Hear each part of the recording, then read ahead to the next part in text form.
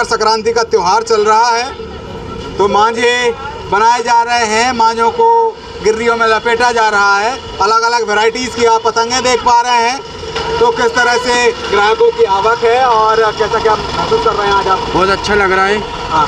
और एक चीज़ और आपसे उससे बोलना चाहता हूँ कि जो लोग चाइना मांझा उड़ाते हैं उसे नहीं उड़ाना चाहिए, उससे बहुत नुकसान होता है। हाँ। ये देखिए, हमने खुद लिख के लगा के रखा है कि चाइना मांझे पे बैन है, चाइना मांझा नहीं मिलेगा ये स्काइट सेंटर पे।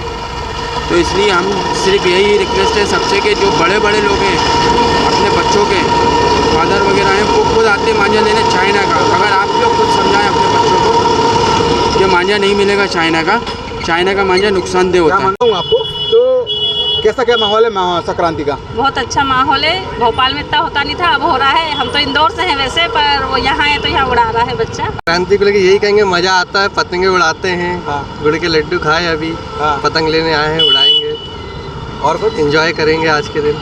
आज के दिन एंजॉय करेंगे। अभी तक क्या क्या किया सुबह से? सुबह से उठे, पूजा वगैरह करी, कुछ लड्डू वगैरह खाए। क्या नाम है आपका? आयुष वर्मा नाम है।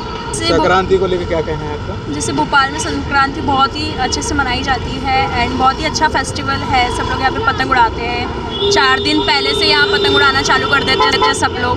और यहाँ पे तिल्ली के लड्डू बनाए जाते हैं, फिर उसे खाते हैं, सबको देते भी हैं। तो बहुत ही अच्छा फेस्टिवल है संक्रांति भोपाल वालों के लिए। तो मेरा नाम निधि अग्रवाल। को आज मकर संक्रांति है, पतंग उड़ाएंगे और तिल्ली गुड़ खाएंगे मीठा मीठा।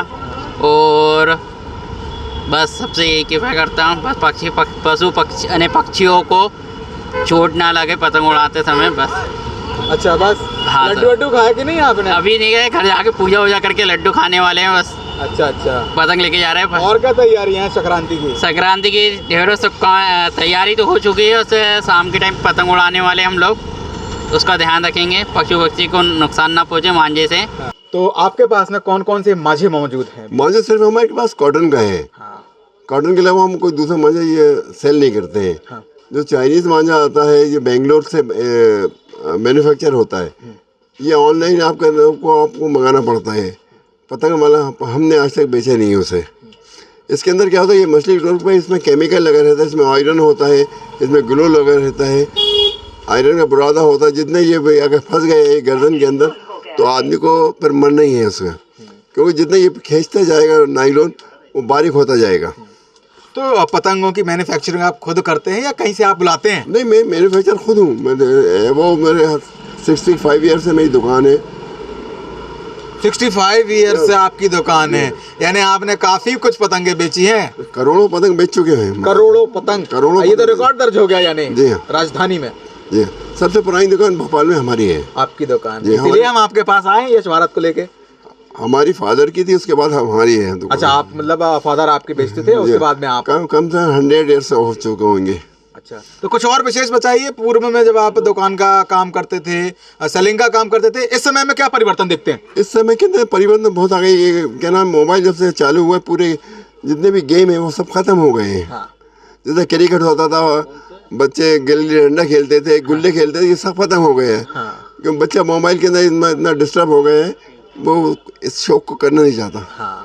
आपने उड़ाई कि नहीं उड़ाई आज पतंग, ये बताइए।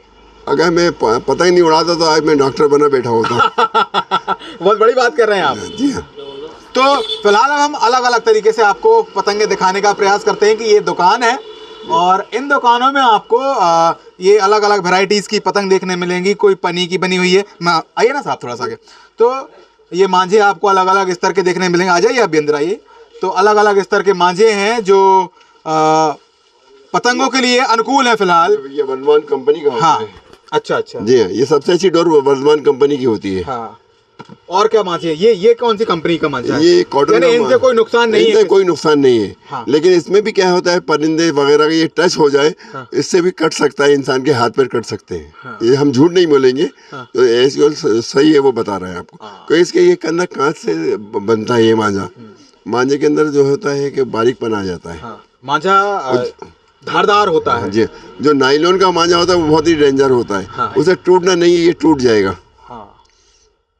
तो ये पीछे मेरे आप देख पा रहे हैं अलग अलग वैरायटीज़ के मांझे लगे हैं। निरंतर हम लोग देख रहे हैं कि कस्टमर्स खरीदने का काम भी कर रहे हैं। लेकिन इकबाल साहब का कहना है कि वो एक चाइनीज़ मांझा है जो बेंगलोर से सेल होता है, लेकिन वो इनके पास में अवेलेबल नहीं है। आप देख पा रहे हैं यहाँ पर किस तरह से तिरंगे के आकार, तिरंगे का जो कलर है वो एक पतंग में पिरो दिया गया है, बना दिया गया है।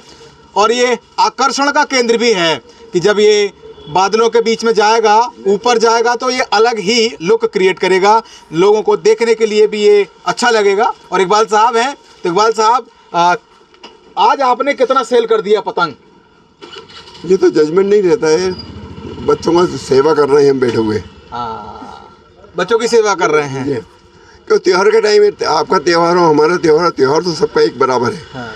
हम उसको मेन मानते हैं। तो ये पतंगे थी जो हमने आपको दिखाई दुकान के अंदर। अब कुछ कस्टमर हैं, इनसे पूछते हैं मकर संक्रांति का कैसा क्या आनंद, कैसा क्या लुत्फ ये लोग उठा रहे हैं। क्या नाम है आपका? सर मेरा नाम संजय पटवा है। मैं सराफा चौक में हूँ। मैं बिहारी मंदिर है जो सराफा चौक में, उनके लिए पतंग लेने आया हूँ। सिल्वर रंग की छोटी छोटी पतंगें चाहिए मुझे 50।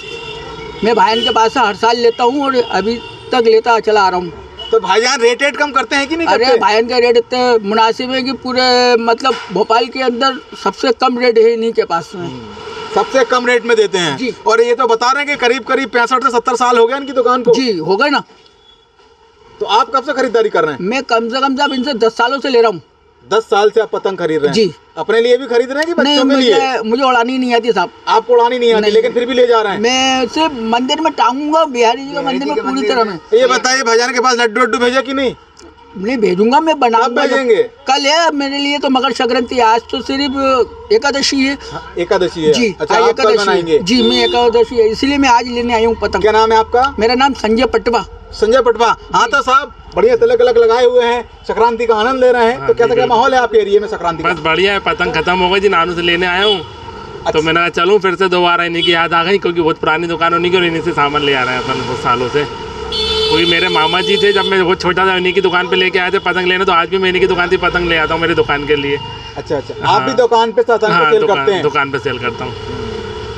तो वाकई व्यवस्थाओं को और बेहतर बनाते हुए पतंग की आतिशबाजी आज हम देखने का काम कर रहे हैं और लोगों से निरंतर ले रहे हैं ओपिनियन कि क्या है इनका मत मकर संक्रांति को लेकर। एक और व्यक्ति विशेष चूंकि तिलक लगाए हुए हैं, आपका नाम और कैसे? बहुत मजा आता है मकर संक्रांति में पतंग उड़ाने में। अभी उड़ाएंगे जाकर उड़ाएंगे। हाँ, तभी खरीदने आए।